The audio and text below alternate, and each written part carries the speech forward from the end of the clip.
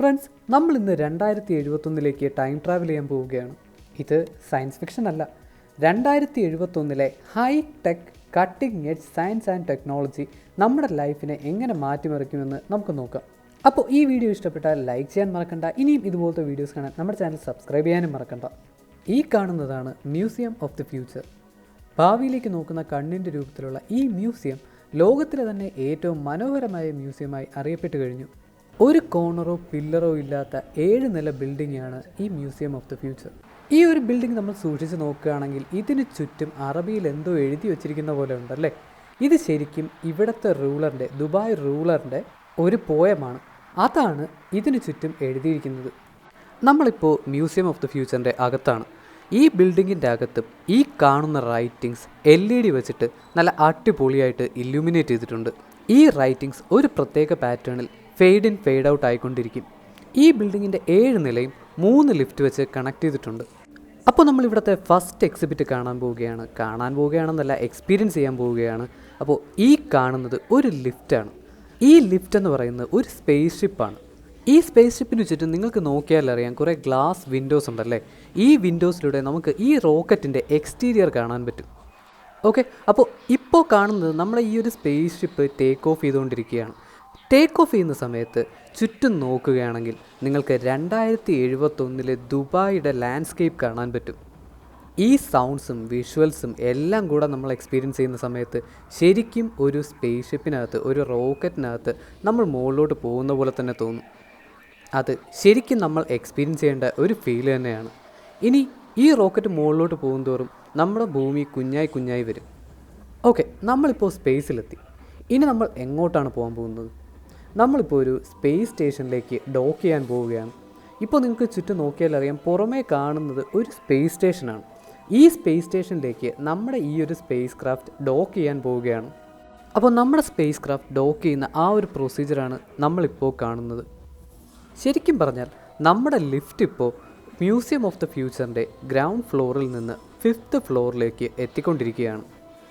Dock ചെയ്ത് കഴിഞ്ഞാൽ ഈ ഒരു ലിഫ്റ്റിൻ്റെ ഡോറ് തുറന്ന് നമ്മൾ ഇറങ്ങുന്നത് സ്പേസ് സ്റ്റേഷനിലേക്കാണ്. അപ്പോൾ നമ്മളിനി കാണാൻ പോകുന്നത് 2071 സ്പേസ് സ്റ്റേഷനാണ്. ഓക്കെ, ഇപ്പോൾ നമ്മൾ സ്പേസ് സ്റ്റേഷൻ്റെ ഇൻറ്റീരിയറിലാണ്. നമ്മൾ അതിനകത്തേക്ക് നടന്ന് ചെല്ലുമ്പോഴത്തേക്കും ഒരു സ്പേസ് സ്റ്റേഷൻ്റെ വർക്കിംഗ് മോഡൽ വെച്ചിട്ടുണ്ട്. ഈ ഒരു സ്പേസ് സ്റ്റേഷൻ്റെ പ്രത്യേകത എന്താണെന്ന് വെച്ചാൽ, ഭാവിയിൽ അതായത് 2071 ശരിക്കും ഓപ്പറേഷണൽ ആവാൻ പോകുന്ന നാസ അപ്രൂവ് ചെയ്ത ഒരു സ്പേസ് സ്റ്റേഷനാണ്. അപ്പോൾ ഈ ഒരു സ്പേസ് സ്റ്റേഷനെ പറ്റി ഒരുപാട് ഡീറ്റെയിൽസ് ഇവിടെ പറയുന്നുണ്ട്. അതായത് ഈ ഒരു സ്പേസ് സ്റ്റേഷൻ എങ്ങനെയാണ് വർക്ക് ചെയ്യുന്നതെന്നും, അതുപോലെ ഇതിൻ്റെ ഫങ്ഷൻസ് എന്തൊക്കെയാണെന്നും, അതുപോലെ ഇതിൻ്റെ എനർജി എവിടെ നിന്നായിരിക്കും, അതുപോലെ സോളാർ എനർജി ഹാർവെസ്റ്റിംഗ്, ഇങ്ങനെയുള്ള കാര്യങ്ങളൊക്കെയാണ് ഇവിടെ പറയുന്നത്. അത് കഴിഞ്ഞ് നമ്മൾ ചെല്ലുന്നത് ഒരു വലിയ ഹാളിലാണ്.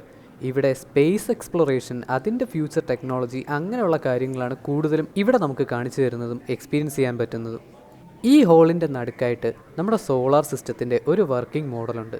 നടുക്കിരിക്കുന്ന സൂര്യന് ചുറ്റും നമ്മുടെ പ്ലാനറ്റ്സ് ചുറ്റിക്കറങ്ങിക്കൊണ്ടിരിക്കുന്നു. നമ്മൾ ടിക്കറ്റ് എടുത്ത് ഈ ഒരു മ്യൂസിയത്തിനകത്ത് കയറുന്ന സമയത്ത് നമുക്ക് ഒരു ടാഗ് കിട്ടുന്നു.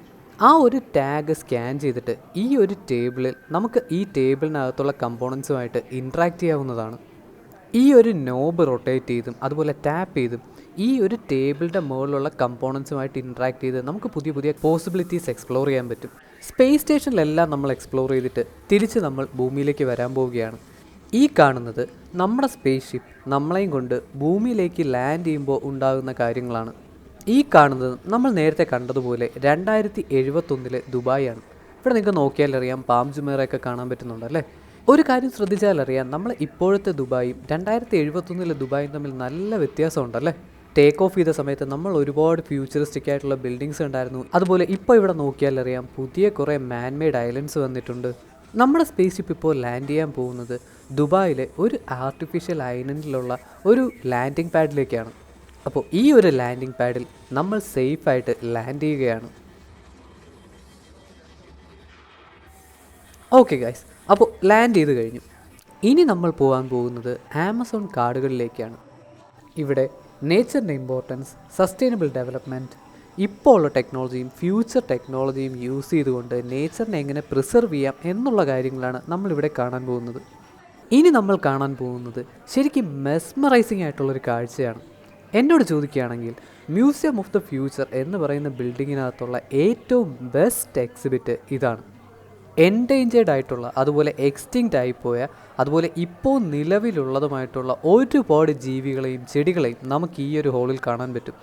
ഇൻസെക്ട്സ്, മാമൽസ്, അതുപോലെ പല ടൈപ്പ് ചെടികൾ എന്നിങ്ങനെ 2400 സ്പീഷീസിനെ നമുക്ക് ഈ ഒരു ഹോളിൽ കാണാൻ പറ്റും. ഈ ഒരു ഹോളിൻ്റെ ഡിസൈൻ, എക്സിബിറ്റ്സ് പ്രസൻറ്റ് ചെയ്തിരിക്കുന്ന രീതി, ഇവിടുത്തെ ലൈറ്റിംഗ്, സൗണ്ട് എഫക്ട്സ്, ഇതെല്ലാം ഒരു രക്ഷയില്ല, വേറെ ലെവൽ തന്നെയാണ്. ഇവിടെ നമുക്കിഷ്ടപ്പെട്ട വേറൊരു കാര്യം എന്ന് പറയുന്നത് എത്ര നേരം വേണോ നിൽക്കാം, ഒരു ധൃതിയുമില്ല, നമ്മൾ കണ്ടിട്ട് പതുക്കെ പോയാൽ മതി. ഞങ്ങൾ ഇതിനകത്ത് ഫോട്ടോയും എടുത്ത് വീഡിയോയും എടുത്ത് ചുറ്റി നടന്നു കണ്ട് ഒരുപാട് ടൈം സ്പെൻഡ് ചെയ്തായിരുന്നു. കഴിഞ്ഞ ഹോളിലെ കുറച്ച് ജീവികളെ സ്കാൻ ചെയ്ത് കൊണ്ടുവന്ന് നമുക്ക് ഇവിടെ ഈ കാണുന്ന സ്ക്രീനിൽ പ്രൊജക്റ്റ് ചെയ്യാൻ പറ്റും. ക്ലൈമറ്റ് ചേഞ്ച് കാരണം ഉണ്ടാകുന്ന പ്രശ്നങ്ങളും അതിനെ ഫൈറ്റ് ചെയ്യാൻ വേണ്ടിയിട്ട് ഈ ജീവികളുടെ DNA ഉണ്ടാകുന്ന മാറ്റങ്ങൾ, അതുപോലുള്ള കാര്യങ്ങളാണ് നമുക്കിവിടെ കാണാൻ പറ്റുന്നത്. ഇവിടെ നമ്മൾ നേരത്തെ കണ്ടത് പ്രാക്ടിക്കലി എങ്ങനെയാണ് ഇംപ്ലിമെൻറ്റ് ചെയ്യുന്നതെന്നാണ് കാണിക്കുന്നത്. ഓരോ ജീവിയിലും ഉണ്ടാകുന്ന DNA മോഡിഫിക്കേഷൻസ്, അതെങ്ങനെയാണ് ആ DNA മോഡിഫിക്കേഷൻസ് വരുത്തുന്നത്, അതിൻ്റെ സമയം, അങ്ങനെയുള്ള കാര്യങ്ങളൊക്കെയാണ് ഇവിടെ കാണിക്കുന്നത്. ഇനി നമ്മുടെ ഹ്യൂമൻ ബോഡിയിലെ സെൻസസ്, നമ്മുടെ പഞ്ചേന്ദ്രിയങ്ങളെ ഒന്ന് റിഫ്രഷ് ചെയ്യാൻ പോവുകയാണ്. ഒരു കാര്യം ഓർക്കുക, നമ്മൾ ഡിജിറ്റൽ ലൈഫിൽ നിന്നും എസ്കേപ്പ് ചെയ്യാൻ പോവുകയാണ്. ഈ കാണുന്നത് ഒരു മൂവ്മെൻറ്റ് തെറാപ്പി സെഷനാണ്. നമ്മൾ ഇതിൻ്റെ പുറത്തൂടെ ചവിട്ടി നടക്കുമ്പോഴത്തേക്കും ശരിക്കും മണ്ണിൻ്റെ പുറത്തൂടെ ചവിട്ടി നടക്കുന്ന പോലെ തോന്നും. പക്ഷേ ശരിക്കും ഇത് മണ്ണല്ല, ഒരു ഫോം പോലത്തെ ഒരു മെറ്റീരിയലാണ്. ഇവിടെ കാണുന്നത് ഒരു മെഡിറ്റേഷന് വേണ്ടിയിട്ടുള്ളൊരു സംഭവമാണ്. ഈ ഒരു വയർ മെഷീൻ്റെ അടിയിൽ, നമ്മുടെ കൈയുടെ അടിയിലായിട്ട് പ്രത്യേക രീതിയിൽ ഒരു പ്രത്യേക പാറ്റേണിൽ എയർ ബ്ലോ ചെയ്യും. നമ്മൾ കണ്ണടച്ച് അത് മാത്രം ഫോക്കസ് ചെയ്തിരിക്കുക. ശരിക്കും ഒരു മെഡിറ്റേഷൻ്റെ എഫക്റ്റാണ്. അതുപോലെ തന്നെ വേറെയും കുറച്ച് ആക്ടിവിറ്റീസ് ഈ ഒരു ഫ്ലോറിലുണ്ട്. അതുപോലെ തന്നെ മെഡിറ്റേഷനും റിലാക്സേഷനും വേണ്ടിയിട്ട് ഒരു പ്രത്യേക ഡെഡിക്കേറ്റഡ് ആയിട്ടുള്ളൊരു സ്പേസ് ഇവിടെയുണ്ട്. ഇവിടുത്തെ ഈ വിഷ്വൽസും സൗണ്ടും ശരിക്കും റിലാക്സിംഗ് ആണ്. മുകളിലത്തെ ആ ഗ്ലാസ്സിൽ പ്രത്യേകതരം ഫ്രീക്വൻസിയിലുള്ള വൈബ്രേഷൻ യൂസ് ചെയ്ത് വൈബ്രേറ്റ് ചെയ്യിപ്പിച്ചിട്ട് അതിൽ ലൈറ്റ് യൂസ് ചെയ്ത് റിഫ്ലക്ഷൻ ഉണ്ടാക്കിയാണ് ഈ ഒരു വിഷ്വൽ എഫക്ട്സ് ഇവരുണ്ടാക്കിയിരിക്കുന്നത്. ഇനി അടുത്ത ഫ്ലോറിൽ നിയർ ഫ്യൂച്ചർ ടെക്നോളജീസിനെയാണ് നമ്മൾ പരിചയപ്പെടാൻ പോകുന്നത്. പല ടൈപ്പ് ഹൈടെക് ഡ്രോൺസ്, അതുപോലെ തന്നെ ഓട്ടോമാറ്റിക് വെഹിക്കിൾസ്, അതുപോലെ സ്മാർട്ട് വെഹിക്കിൾസ് എന്നിങ്ങനെ നിയർ ഫ്യൂച്ചറിൽ യൂസ് ചെയ്യാൻ പോകുന്ന, അല്ലെങ്കിൽ ഇപ്പോൾ തന്നെ യൂസ് ചെയ്ത് തുടങ്ങിയ ടെക്നോളജിയാണ് നമ്മൾ പരിചയപ്പെടുന്നത്. ഈ കാണുന്ന സ്മാർട്ട് കാറും അതുപോലെ ഈ കാണുന്ന ഡെലിവറി റോബോട്ടും ഏറെക്കുറെ കംപ്ലീഷനായിട്ട് ഇപ്പോൾ ടെസ്റ്റിംഗ് ഫേസിലാണ്. താമസിയാതെ തന്നെ നമുക്ക് നമ്മുടെ റോഡുകളിൽ ഇവരെ കാണാൻ പറ്റും. ഈ ഒരു എക്സിബിഷൻ ഹാളിലിരിക്കുന്ന ഓൾമോസ്റ്റ് എല്ലാ എക്സിബിറ്റ്സും ഒറിജിനലാണ്. ഈ കാണുന്നത് ഒരു ബയോണിക് ഹാൻഡാണ്. ഇതിൻ്റെ മുകളിൽ നമുക്ക് നോക്കിയാൽ അറിയാമല്ലേ, സർക്യൂട്ടും ചിപ്പും എല്ലാം കാണാൻ പറ്റുന്നുണ്ട്. ഈ ഒരു റോബോട്ടിൻ്റെ പേര് ഹെക്സ എന്നാണ്. ഇതൊരു ഹെക്സാപോഡാണ്. ഈ ഒരു ചെടിയെയും കൊണ്ട് ഈ ഒരു റോബോട്ട് വെളിച്ചം ഉള്ളിടത്ത് പോയിരിക്കും. ഇതും ഒരു റോബോട്ട് ബേർഡാണ്. ശരിക്കും പറക്കാൻ പറ്റുന്ന ഒരു റോബോട്ട് പക്ഷി. ഇതിൻ്റെ ചിറകിൻ്റെ അടിയിൽ നോക്കിയാൽ നമുക്ക് കാണാമല്ലേ മോട്ടോഴ്സും കണക്ഷൻസും എല്ലാം. ഈ കാണുന്നത് സയോമിയുടെ ഒരു സൈബർ ഡോഗാണ്. ഇത് നിങ്ങൾ വേറെ എവിടെയെങ്കിലും കണ്ടിട്ടുണ്ടോ? ഇതേപോലത്തെ ഒരു റോബോട്ട് ബോസ്റ്റൺ ഡൈനാമിക്സ് ഇറക്കിയിട്ടുണ്ടല്ലേ. അതിൻ്റെ പേര് സ്പോട്ട് എന്നാണ്. സ്പോട്ട് നിങ്ങൾക്കറിയായിരിക്കും, ഫേമസ് ആണല്ലേ. അതുപോലെ തന്നെയാണ് ഈ ഒരു സൈബർ ഡോഗും. ഇതിൻ്റെ ഫ്രണ്ടിൽ നിങ്ങൾക്ക് നോക്കിയാൽ അറിയാം, ക്യാമറയും സെൻസേഴ്സും ഇഷ്ടം പോലെ ഉണ്ടല്ലേ. വളരെ നന്നായിട്ട് ഇതിന് എൻവയോൺമെൻറ്റ് സെൻസ് ചെയ്യാനും വളരെ എഫിഷ്യൻ്റായിട്ട് ഇതിന് മൂവ് ചെയ്യാനും പറ്റും. അതുപോലെ തന്നെ നമ്മുടെ വീട്ടിൽ തന്നെ വാങ്ങി വയ്ക്കാൻ പറ്റുന്ന ഒരുപാട് ഫീച്ചേഴ്സ് ഉള്ള സ്മാർട്ട് മിറേഴ്സ്, നമ്മുടെ ഹ്യൂമൻ ബോഡിയുടെ കേപ്പബിലിറ്റീസ് എൻഹാൻസ് ചെയ്യുന്ന റോബോട്ടിക് എക്സോസ്കെൽറ്റൻസ്, ഇതുപോലെ നമ്മുടെ ലൈഫ് മുഴുവനായിട്ട് മാറ്റിമറിക്കുന്ന ഒരുപാട് കാര്യങ്ങൾ അവിടെ ഡിസ്പ്ലേക്ക് വെച്ചിട്ടുണ്ടായിരുന്നു. ഇതിൻ്റെ തൊട്ട് താഴെ ഒരു ഫ്ലോറും കൂടെ ഉണ്ട്. ആ ഒരു ഫ്ലോറിൻ്റെ തീം എന്ന് പറയുന്നത് ഫ്യൂച്ചർ ഹീറോസ് ആണ്. ഇവിടെ കൊച്ചു കുട്ടികൾക്ക് കളിക്കാനും പഠിക്കാനും വേണ്ടിയിട്ടുള്ള ഒരുപാട് എക്സിബിറ്റ്സ് ഇവിടെ അവൈലബിൾ ആണ്. കളിയിലൂടെ പഠിക്കാനും ഇവരുടെ ടാലൻസ് പുറത്തു കൊണ്ടുവരാനും വേണ്ടിയിട്ടുള്ള ഒരുപാട് ഗെയിംസ് ഇവിടെ കണ്ടക്ട് ചെയ്യാറുണ്ട്. ലെവൽ 2-ൽ നിന്നും തന്നെ നമുക്ക് ഈ ഒരു ബിൽഡിങ്ങിൻ്റെ വ്യൂവിംഗ് ഡെക്കിലേക്ക് ആക്സസ് ഉണ്ട്. വ്യൂവിംഗ് ഡെക്ക് എന്ന് പറയുമ്പോഴത്തേക്കും ഈ ഒരു ബിൽഡിങ്ങിൻ്റെ സെൻറ്റർ പോയിൻറ്റിൻ്റെ ടെറസ് പോലെ വരും. ഇതും ഒരു അടിപൊളി കാഴ്ചയായിരുന്നു. ചുരുക്കി പറഞ്ഞാൽ ഈ ഒരു ബിൽഡിംഗ് എന്ന് പറയുന്നത് ഒരു ആർക്കിടെക്ചറൽ മാർവൽ തന്നെയാണ്, ഒരു സംശയവുമില്ല. ഈ വീഡിയോ നിങ്ങൾക്ക് ഇഷ്ടപ്പെട്ടെങ്കിൽ, നിങ്ങൾക്ക് യൂസ്ഫുൾ ആയിട്ട് തോന്നിയെങ്കിൽ ഈ വീഡിയോ ലൈക്ക് ചെയ്ത് നമ്മുടെ ചാനൽ സബ്സ്ക്രൈബ് ചെയ്യാൻ മറക്കണ്ട. നമ്മൾ ഇനിയും ഇതുപോലത്തെ ഒരുപാട് വീഡിയോസ് അപ്ലോഡ് ചെയ്യുന്നതായിരിക്കും. അപ്പോൾ അടുത്ത വീഡിയോയിൽ നമുക്ക് വീണ്ടും കാണാം.